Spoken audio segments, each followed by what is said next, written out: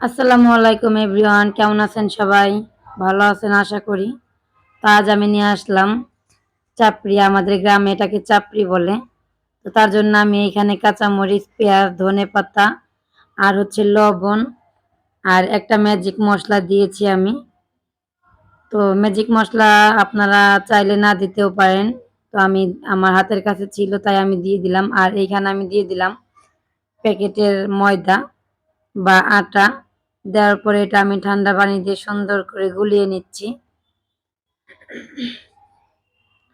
এটা ভালো করে গুলিয়ে আমি তারপরে চুলায় তাওয়া বসিয়ে দিয়েছি আগে থেকেই। ময়দা গোলানো শেষ। এখন আমি তাওয়া চুলায় বসিয়ে দিয়ে সেইখানে হচ্ছে আমি তেল দিয়ে দিয়েছি।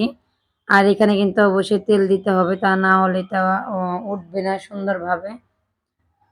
তো তেল দিয়ে আমি এখন এটা ভেজে নেব। এটাকে আমাদের গ্রামের চাপড়ি বলে। মানুষ যখন শর্টকাট কিছু খেতে চায় বা রুটি বানাতে সমস্যা হয়, অনেকে রুটি বেলতে পারে না, সমস্যা হয় বা রুটি বেলতে গেলে গোল হয় না, তো তারা এভাবে চাপড়ি বানাইতে পারেন। খুবই ভালো লাগে আর মজার একটা রেসিপি আপনাদের সাথে শেয়ার করলাম। ধন্যবাদ, সবাই ভালো থাকবেন।